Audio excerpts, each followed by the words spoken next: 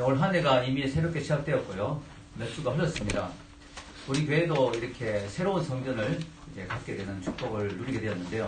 그래서 제가 지난주에 말씀드렸듯이 제2의 개척이다 하는 그런 마음으로 우리 교회가 앞으로 어떤 모습으로 성장해 나가야 될 것인가를 같이 생각하기 위해서 사도행전, 교회의 탄생과 교회의 성장을 다루고 있는 사도행전을 통하여 우리가 같이 이런 교회가 되자 하는 그런 마음으로 지난주에는 기억나십니까? 제목이 성령님과 함께 하는 교회. 자, 오늘은 예수님의 재림을 앞당기는 교회라는 제목으로 같이 말씀을 생각하기를 원합니다. 자, 사도행전은요, 누가 썼을까요? 누가가 썼죠? 누가 썼느냐면 누가가 썼습니다. 이 사도행전을 누가복음의 후편이라고 하죠. 왜냐하면 누가가 사도행전을 쓰기 전에 누가복음을 썼는데 거기서 예수님이 어떻게 이 땅에 오셨고 어떻게 활동을 하고 어떻게 죽으시고 어떻게 살아나신가 하는 것을 누가복음에 기록했는데 그 이후에 교회가 어떻게 탄생하고 교회가 어떻게 성장했는가 하는 것을 그 다음에 다루고 있기 때문에 누가복음의 후편이라고 말하는 것이죠. 오늘 말씀을 보면요, 예수님이 부활하셨는데 부활 이후에 예수님의 생각과 제자들의 생각이 좀 차이가 나는 것을 볼 수가 있습니다. 우리 6절을 한번 읽어볼까요? 위에 본문 6절 같이 한번 읽겠습니다. 시작. 그들이 모였을 때 예수께 여쭈어 이르되 주께서 이스라엘 나라를 회복하시니 때께니까 하니.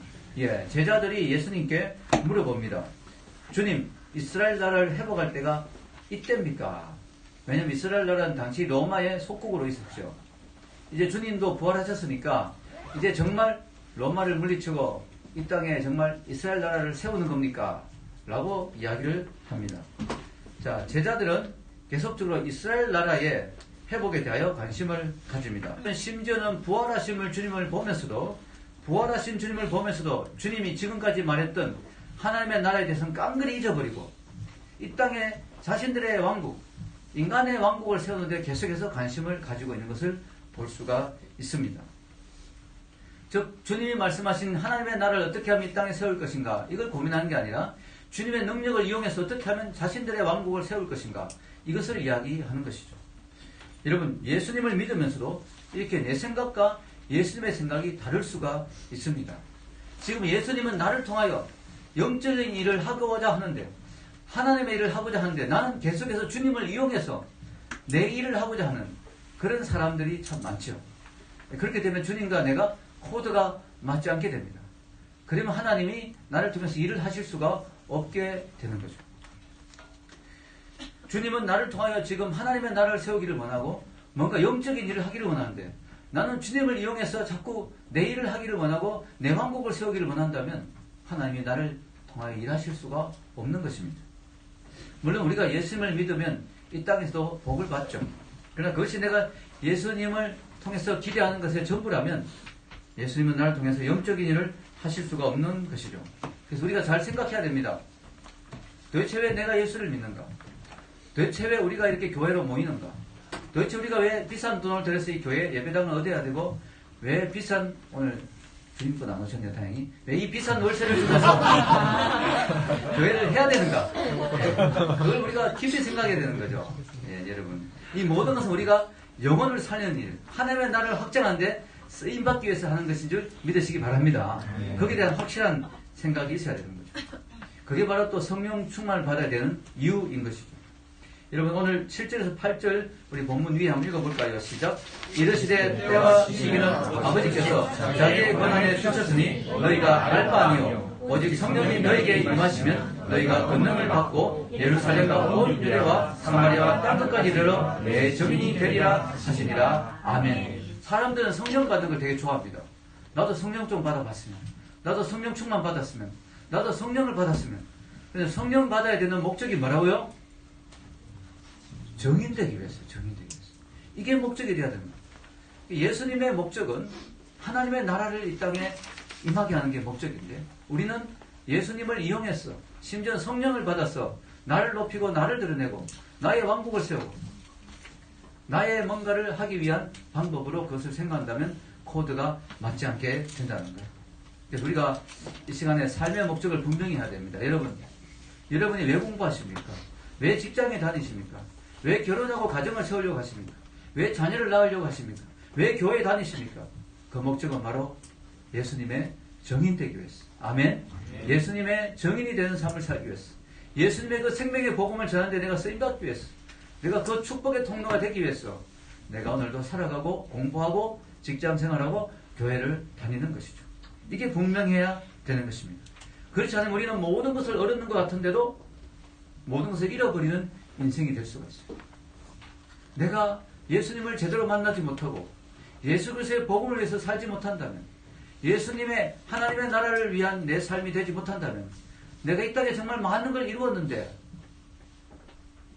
다 잃어버릴 수가 있는 거죠.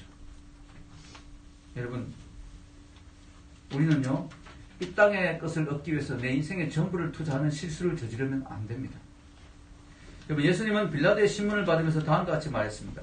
빌라도가 신문을 할 때 예수님의 대답이 이런 거였어요. 요한복음 18장 36절, 우리 주보에 같이 읽겠습니다. 예수께서 대답하시되 내 나라는 이 세상에 속한 것이 아니니라. 만일 내 나라가 이 세상에 속한 것이었다면 내 종들이 싸워 나로 유대인들에게 넘겨지지 않게 하였으리라. 이제 내 나라는 여기에 속한 것이 아니니라. 예수님이 분명히 말씀하셨죠. 지금 나는 이 땅에 이스라엘 왕국을 세우러 온 게 아니다. 이 땅에 내 나라를, 이 땅에 인간적인 나라를 만들려고 온 게 아니다. 그랬다면 내가 이렇게 잡혀서 죽지 않았을 거다. 내 종들과 함께 얼마든지 로마를 뒤집었고 내 왕국을 세울 수 있다. 그러나 내 나라는 이 땅에 속한 게 아니다. 하나님의 나라를 예수님은 추구하신 거예요. 그래서 여러분이 뭘 추구하느냐에 따라서 그 사람의 인생이 달라지거든요. 여러분, 주님이 추구하면 우리가 추구해야 될 거 아니에요. 우리가 예수님을 어린 양을 따라가는 사람이라면 우리가 예수님이 추구하는 거 우리가 추구해야 되지 않겠습니까? 우리가 예수님이 추구하지 않았던 걸 추구한다면 우리의 인생의 마지막은 헛되니 모든 것이 헛되다 하는 허무한 탄식이 될 수밖에 없는 것입니다. 오늘 말씀을 보면서요, 다시 한번 우리가 이 땅에 살아야 되는 이유, 삶의 목적, 존재 이유, 존재 목적, 우리가 추구하는 바 하는 것을 다시 한번 바르게 세우시기를 주의 이름으로 축원합니다. 오늘 성경에 보면요, 예수님은 이 말씀을 하시고 어떻게 하셨어요? 하늘로 올리워 가셨다. 정말 멋있는 장면이겠죠. 제자들이 보는데 예수님이 하늘로 올라가십니다. 이 내용을 좀 더 자세히 살펴보겠습니다. 9절에서 11절에 나와 있는데요. 위에 한번 읽어보겠습니다.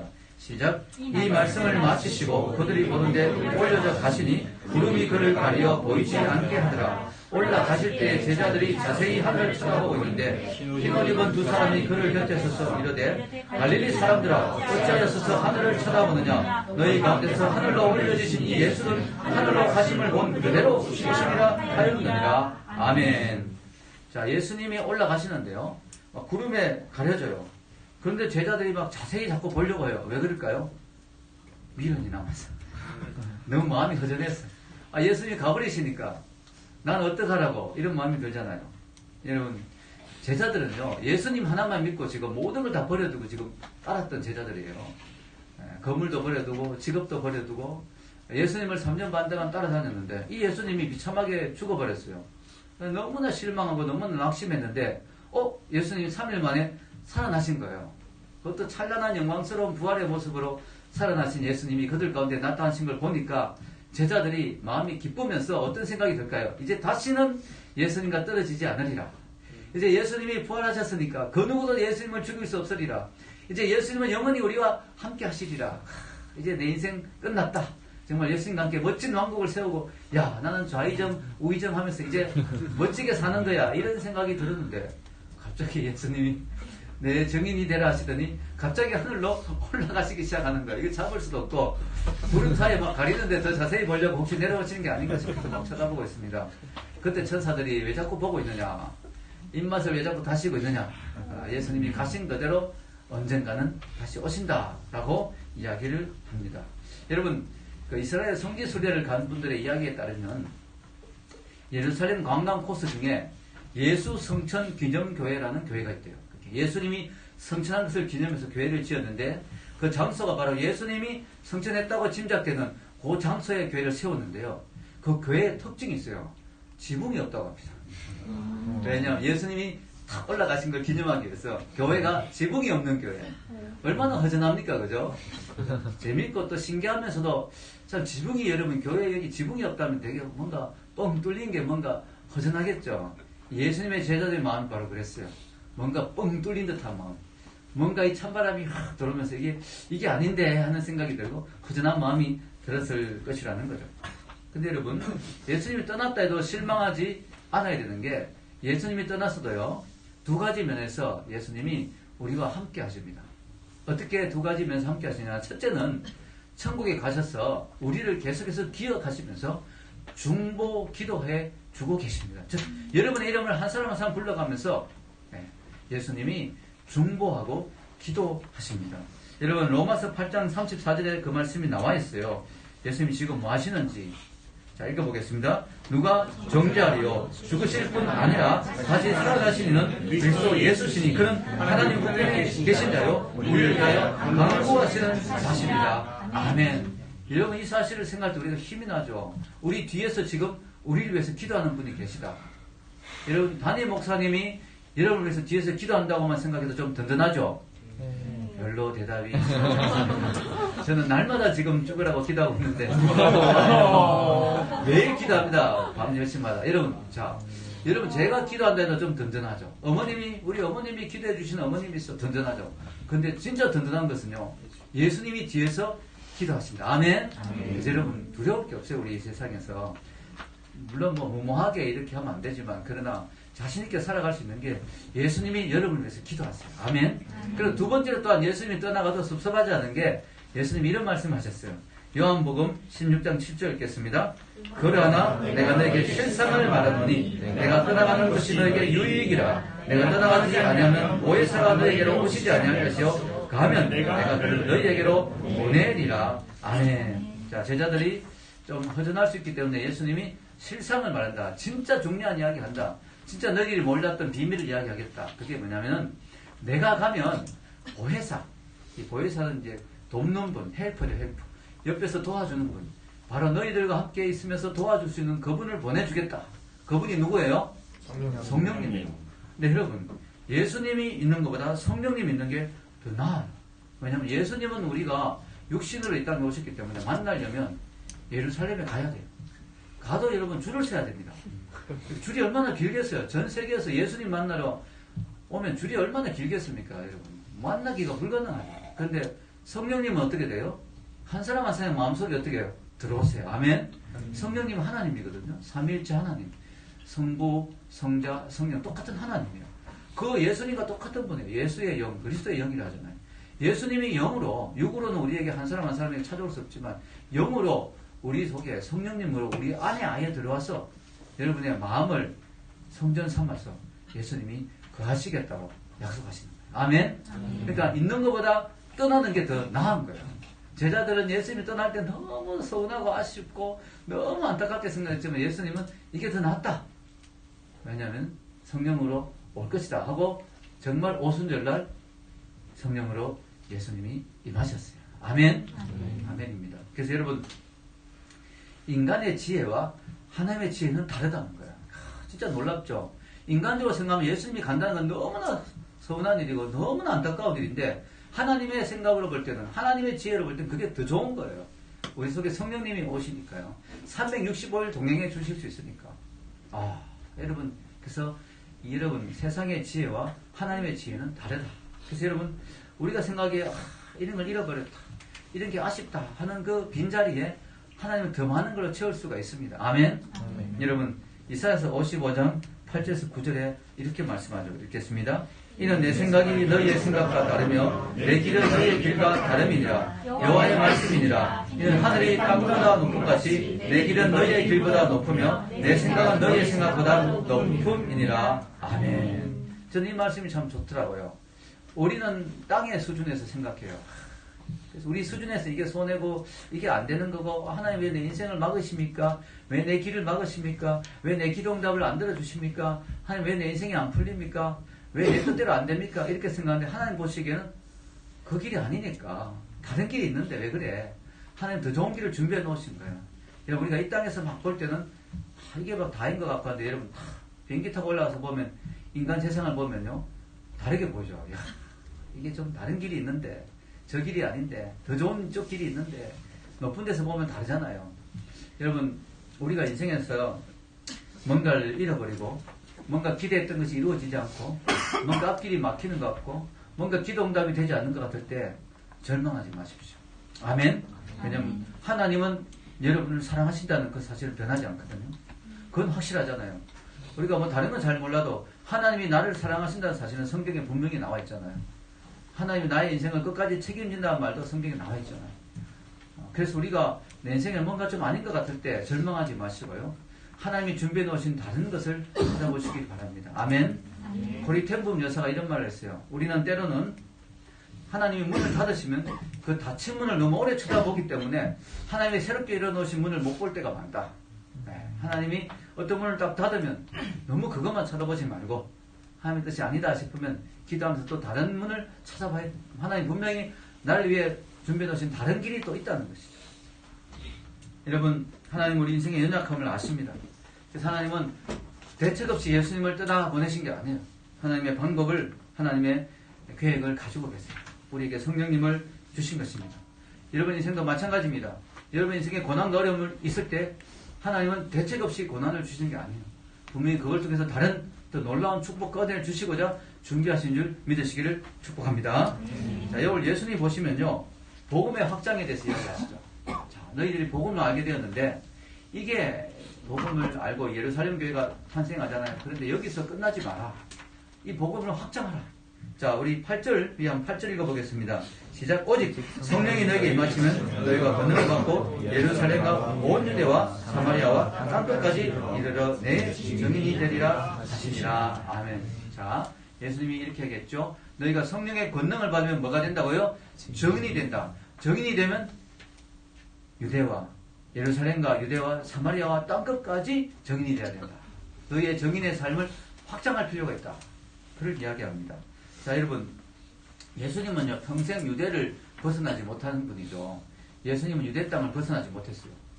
자, 그랬던 분이 세상을, 온 지구를 바라보고 있죠. 참, 예수님의 스케일이 크죠? 네, 하나님이시니까. 아멘. 그래서 보는 관점이 다르죠. 온 세상을 지금 바라보고 있습니다. 자, 이 예루살렘은요, 바로 지금 우리가 적용하면요, 예루살렘은 어디가 될까요? 우리 가정, 또 내가 있는 지역, 내가 있는 공동체, 그죠? 이 예루살렘이죠. 유대는 뭐예요, 유대? 유대는 뭐냐면 같은 언어를 쓰는 사람들. 즉, 이 대한민국, 뭐 멀리 나가면 북한까지. 자, 이 같은 언어를 쓰는 사람들, 유대. 자, 사마리아는 뭐예요? 사마리아는 다른 언어를 쓰는 사람들을 의미하죠. 이방인들. 즉, 나와 언어가 다른 사람들. 자, 땅끝은 뭘까요? 땅끝은 정말 복음이 들어가기 힘든 마지막 최후의 보루. 뭐 공산국가, 회교국가, 불교국가, 이런 것을 의미합니다. 물론 때로는 땅끝이요. 바로 여러분 옆에 있는 사람일 수 있어요. 아, 다른 사람은 전도가 잘 되는데 내 남자친구는 왜 이렇게 힘들까? 땅끝일 수 있죠. 내 남편은 왜 이렇게 힘들까? 땅끝일 수 있죠. 일반적으로 일반적으로 볼 때, 성경학적으로 볼 때는 땅끝은 복음을 전하기 힘든 마지막 지역. 어떤 사람은 땅끝을 예루살렘이라고 이야기하기도 합니다. 왜냐하면 지구가 둥그니까 예루살렘에서 시작해서 땅끝까지 한 바퀴 딱 돌고 끝까지 가면은 또 예루살렘으로 오잖아요. 한 바퀴 돌고 마지막 오는 그곳, 땅끝이라고도 이야기를 하기도 합니다. 어쨌든 여러분, 예수님은요, 복음이 계속해서 확장되기를 원하세요. 계속해서 퍼져나가고 전해지기를 원하십니다. 근데 여러분, 우리가 알아야 될 사실은요, 우리 교회도 마찬가지죠. 우리 교회가 성신여대 앞에 있지만 성신여대만 생각하는 게 아니라 강북에 있는 모든 청년들을 생각하고, 강남에 있는 청년들도 생각하고, 북한에 있는 청년들도 생각하고, 세상에 있는 여러 청년들도 같이 생각해야 되죠. 여기서 재밌는 것은요, 예수님이 이 말씀이 예루살렘을 다 전도하고 나면, 자, 그 다음엔 유대를 전도해라. 유대를 다 동전도 나면 그 다음엔 사마리아까지 가라. 사마리아가 다 복음화되면 이제는 땅끝까지 나가라 하는 뜻이 아니에요. 동시에 일어나는 일입니다. 동시에. 여러분, 만약에 이 말씀을 들은 제자들이 그래, 예루살렘을 먼저 온 예루살렘은 다 전도하자. 예루살렘을 완전히 정복하고 난 뒤에 이대로 나가자라고 생각했더니 아직까지 복음은 예루살렘 땅에만 머물러 있었을 거예요. 왜냐하면 아직까지 유대인들 중에 예루살렘에 사는 사람들 중에 다 전도 안 됐거든요. 유대인들 다 받아들이지 않았거든요. 유대인들만 다 전도하고 나중에 이제 이방인에게 가자 했으면 아직까지 우리는 전도가 안 됐을 거예요. 왜냐? 아직까지 유대인들 다 안 믿거든요, 예수. 여러분, 미국도 마찬가지죠. 미국이 복음을 받아들였을 때, 자, 우리 미국을 먼저 다 전도하고 한국에 가야지. 라고 생각해서 아직까지 다 한국에 아무도 전도 못했을 거예요. 왜냐? 아직까지 미국에 다 안 믿거든요. 미국 사람들이. 자, 우리가 해야 될 일은요. 우리가 있는 곳을 전도하면서 동시에 같이 가야 돼요. 같이. 미국도 전도하면서 한국도 같이 성경사를 파송해야 돼요. 한국에서도 계속 이어서 우리 국내 복음을 위해서 우리가 계속 열심히 전도하면서 동시에 뭐예요? 해외 선교도 같이 해야 돼요. 왜냐? 택한 백성이 어디 있는지 알 수 없기 때문에. 또 모든 사람이 다 구원받는 것은 아니기 때문에. 모든 사람이 다 구원받은 다음에 그 다음 단계로 가려고 하면 안 된다는 거죠. 그래서 여러분 우리가 이 시야를 크게 해야 됩니다. 내 교회, 내 교인, 내 있는 요 지역, 성신여대 요 지역, 강북 요 지역, 요것만 생각하면 안 되는 거죠.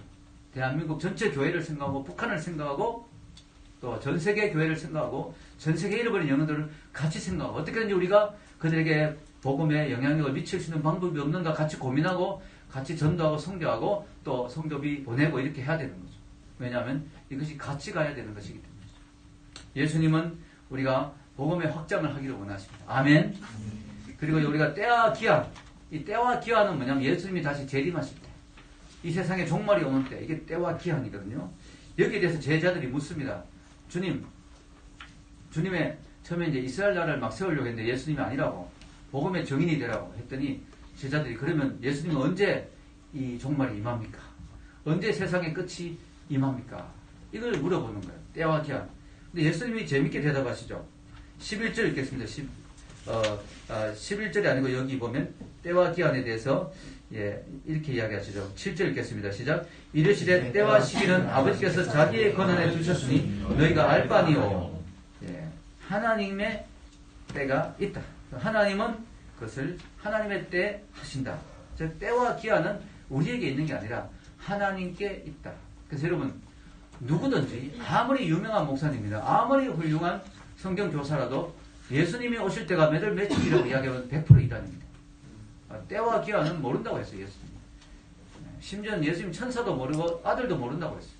예수님이 모를 리는 없죠. 그래서 그만큼 겸손하게 아버지의 권한에 달려있다. 이거는 내 권한에 있는 게 아니다. 이거는 때와 기한, 즉 세상의 종말이 오게 하는 것은 완전히 아버지의 주권에 달려있다. 하나님 아버지의. 그래서 이거는 우리가 알려고 자꾸 하면 안 되는 거예요. 그럼 우리 어떻게 해야 되느냐? 몇월 며칠 몇인지 몰라도요. 우리가 어느 정도 알 수 있는 힌트는 예수님이 주셨어요. 그 힌트가 뭐냐면요. 마태복음에 나오죠. 마태복음 24장에 종말에 관한 말씀이 나오는데 여기 보면 이런 말씀이 있어요. 읽겠습니다. 이 천국 복음이 모든 민족에게 전도되기 위하여 온 세상에 전파되리니 그제야 끝이 오리라. 아멘. 여기 보면요. 천국 복음, 예수님의 복음이 온 세상에 전파된다. 모든 민족에게 증인으로 우리가 전해진다. 그러면 뭐가 온다고요? 끝이 온다. 즉 이 세상이 복음화되면 전 세계가 모두 복음화되면 더 이상 하나님이 기다릴 이유가 없죠. 왜? 이 땅에 땅 끝까지 다 복음이 들어갔는데 땅 끝까지 복음을 전하려 했는데 땅 끝까지 복음이 다 들어가면 하나님이 계속 기다릴 이유가 없는 거죠. 그래서 우리가 이걸 보면 알 수 있어요. 아, 복음이 지금 어디까지 갔는가? 예수님이 유대와 예루살렘과 유대와 사마리아와 땅 끝이라 했는데 복음이 어디 정도까지 들어갔는가? 이걸 보면은 예수님 오실 때 어느 정도 가까웠는가를 짐작할 수가 있죠. 자, 여러분 날짜 계산하지 마십시오. 예수님이 오심을 날짜를 계산하는 것보다 더 효과적인 방법은 복음을 더 신속하게 전하는 거예요. 그럼 예수님이 자연적으로 더 일찍 오시게 돼 있어요. 그래서 우리가 해야 될 일은요. 어떻게 하면 예수님이 언제 오는지 날짜를 어떻게 말 수 있을까? 여기에 골몰하는 게 아니라 뭐예요? 어떻게 하면 이 복음을 더 빨리 전할까? 여기에 집중해야 되는 거예요. 그러면 예수님은 자연히 빨리 오게 돼 있습니다. 아멘? 네, 그게 옳은 태도예요. 그게 옳은 태도. 여러분 우리가 해야 될 일은 뭐냐면 예수님이 다시 돌아오겠다 하신 약속을 지킬 수 있도록 도와드리는 거예요. 여러분 덴마크의 키에르 케고르라는 사람이 있어요. 철학자죠. 이 사람이 되게 멋있는 말을 많이 했는데 무슨 말을 했냐면 우리는 하나님의 스파이다. 저는 첩보 영화 되게 좋아하거든요. 007 뭐 이런 거 있잖아요. 되게 멋있잖아요. 왜냐면 이 적국에 들어가서 말이죠. 적국이 아닌 자기 나라를 위해서 이렇게 정보를 빼내서 막 보내주고 사람들 포섭하고 뭐 이런 거 되게 멋있잖아요. 자, 우리가 하나님 나라의 스파이란 말은 뭐예요? 우리가 이 땅에 살면서도 뭐예요? 하나님의 나라를 위해서 살아야 돼요. 아멘? 주님이 다시 오심을 때와 기한은 우리가 모르지만 주님이 이 땅에 다시 빨리 오실 수 있도록 그 하나님의 나라가 빨리 임하도록 우리가 빨리 복음을 증거하는 그 일을 위해서 우리가 이 땅에 살고 있다는 거죠. 아멘. 여러분, 예수님은요, 우리가 복음을 위해서 살면 어떤 축복을 주시느냐? 예. 마태복음 19장 28절 이런 약속을 하십니다. 읽겠습니다.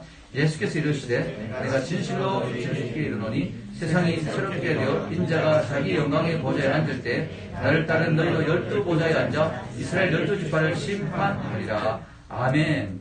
여러분, 너무 놀라운 말씀하셨어요. 예수님 제자들에게 하나님의 나라가 앞으로 임할 것인데, 즉 세상이 새롭게 될 때, 하나님의 나라가 새롭게 임할 때 너희들이 12보좌에 앉아 이스라엘 12지파를 심판하는 하나님이 높은 자리에 세워주겠다.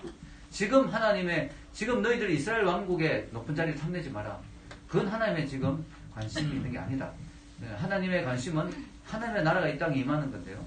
예수님이 이 땅에 다시 돌아오실 때, 즉 복음이 완전히 증거되어지고 세상에 종말이 오고 예수님이 다시 오시고 새 예루살렘이 임하고 그래서 새 하늘과 새 땅이 이루어질 때, 이 땅이 다시 새롭게 될 때 너희들을 높은 자리에 앉혀주겠다 라고 약속하십니다. 우리가 이 땅을 위해서 살지 않고 하나님의 영원한 하나님의 나라를 위해서 살 때 하나님은 그 우리의 수고와 노력을 기억하시고 나중에 하나님의 나라가 임할 때 우리를 하나님의 귀한 자리에 세워주실 줄로 믿습니다. 결론을 내리는데요. 저 오늘 제목이 뭐예요? 말씀의 제목을 예수님의 재림을 앞당기는 교회라는 제목으로 말씀을 전했는데요. 여러분 궁금하시죠? 과연 예수님의 재림이 언제일까? 어느 정도 지금 와 있는가? 예수님은 어느 정도까지 와 계신가? 복음이 어디까지 전해졌는가? 자, 여러분, 그 2009년도에 CCC라고 아시죠? 그 대학생 선교단체. 이 CCC의 국제 총재인 스티브 더글라스라는 총재가 있어요. 이 사람이 CCC의 국제 총재가 2009년도에 북미 선교대회를 했어요. 이 선교대회에서 이런 말을 했습니다. 내가 지금 분위기를 보니까 앞으로 10년 안에 예수님이 말씀하신 지상명령, 즉 전 세계 모든 곳에 복음을 전하러 가는 그 명령이 이루어질 가능성이 10년 안에 이루어질 가능성이 높다. 지금 인터넷이나 복음이 들어가는 속도나 또 여러 가지 중동에서 복음의 물결이 막 일어나고 전 세계적으로 기도운동이 막 일어나고 이런 것들을 봤을 때 10년 안에 지상 계명령이 수행될 미션이 완성될 가능성이 높다라고 했는데 그게 언제라고요? 2009년도 이야기했거든요. 10년 후가 언제일까요? 올해. 2019년도. 올해. 즉, 이 말은 뭐냐면 이분의 이론대로 따지면 올해 예수님이 오셔도 아무 문제가 없다. 아무 이상할 게 없다. 제가 궁금해서요. 좀 조사를 해봤어요. 뭘 조사해봤냐면 제 동생이 어린이 전도협회 있잖아요. 이 전도협회가요. 전 세계 모든 나라에 들어가는 걸 목표로 이렇게 하고 있거든요. 되게 큰 단체입니다. 이 단체가 1937년도에 시작했는데요. 이 단체의 목적이 뭐냐면 전 세계 어린이들에게 복음을 전하는 거. 한 10여 년 전에 제 동생이 거기서 활동할 때 제가 동생에게 물어봤어요. 몇 개 국가에 복음이 어린이 전도협회 지부가 설립됐냐? 150개국에. 150개국. 자, 그런데요. 제가 이번에 말씀을 준비해서 궁금해서 좀 알아봤습니다. 지금 몇 개 국가에 어린이 전도협회가 들어가 있느냐? 그럼 유엔에 가입된 나라가 혹시 몇 개국인 줄 아세요? 유엔 가입국. 193개입니다. 193개. 유엔 가입국. 근데 놀랍게도 지금 206개 국가의 어린이 전도협회가 다 들어갔대요. 그럼 동생이 하는 말이 안 들어간 나라가 딱 하나 있다는 거예요. 어느 나라냐니까 북한. 근데 북한은 이미 복음이 들어갔잖아요. 평양이 동방의 예루살렘이었어요. 별명이. 그 정도로 복음이 들어갔는데 지금 공산주의 국가가 되면서 교회가 다 무너졌지만 그러나 지금도 지하교회가 있어요. 지하교회. 그럼 지하교회는 지하실에서 예배드린다고 지하교회가 안 해요. 숨어서 예배드리는 거예요. 그 말은 북한에도 지금 복음이 들어가 있다는 거죠. 그렇게 따지면 무슨 말입니까? 전 세계 복음이 안 들어간 나라가 하나도 없다. 어린이 전도협회가 복음을 전하는 곳입니다. 다 들어갔어요, 지금. 지금 무슨 말이냐면 전 세계 복음이 이미 다 들어갔다. 근데 이게 이제 모든 민족이라는 그 개념이 이런 식으로 206개 국가를 말하지 아니면 예를 들어 인도 땅만 해도 여러 언어가 다른 민족이 많잖아요. 중국에도 그렇고 그런 것까지 언어가 다른 걸 다 합친다면 좀 더 들어가야 되겠죠. 그래서 무엇을 기준이 해서 좀 달라지지만 그러나 그냥 정상적인 국가적인 관점을 볼 때 모든 국가에 다 복음이 다 들어갔다. 이게 소름이 끼친 이야기죠.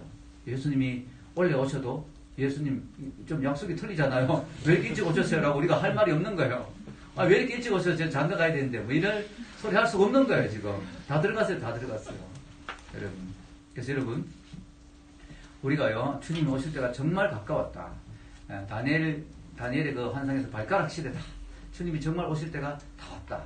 그래서 우리가 마지막 사명, 마지막 미션, 우리가 바로 주님이 땅끝까지 복음을 전하고 이 마지막 미션을 우리가 완성하는 데 도와주는 사명, 우리 교회가 해야 될 줄로 믿습니다.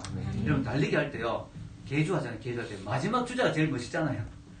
들고 마지막 결승전 들어가는 주자가 제일 멋있잖아요. 우리가 감사하게도 하나님이 우리를 이 시대에, 이 마지막 시대에 정말 주님의 재림이 가까워하는 이 마지막 시대의 마지막 주자로 우리를 부르신 거예요. 특히 여러분 젊은이들이 있는데요. 저는 이미 나이가 많이 됐지만 여러분 시대에 분명히 예수님이 오실 가능성이 높다는 거죠. 이 마지막 종말이 가까운 이 시대에 주님이 우리를 부르셨는데, 그래서 우리 교회가 해야 될 일은 바로 예수님의 재림을 앞당기는 이런 교회가 되어야 되는 것이죠. 오늘날 교회들이 주님의 재림에 대해서 이야기하는 교회는 많지만 주님의 재림을 앞당기기 위해서 뭔가를 하는 교회는 많지 않아요. 이거 실제로 우리가 해야 되는 거예요, 뭔가를. 우리 교회도 선교도 하고 전도도 하고 하는데요. 바로 우리가 이런 일들을 더 열심히 해서 우리가 있는 예루살렘도 열심히 전하고, 충북지역, 강북지역도 열심히 전하고, 또 우리 대한민국의 청년들에게도 열심히 전하고, 북한의 청년들에게도 전하고, 땅끝까지 복음을 전하는데 우리가 쓰임받도록 교회가 같이 섬기고 사역하고, 또 헌신하고 기도하고, 또 선교사님들을 돕고 물질로 섬기는 또 우리 교회가 되어야 될 줄로 믿습니다. 기도하겠습니다.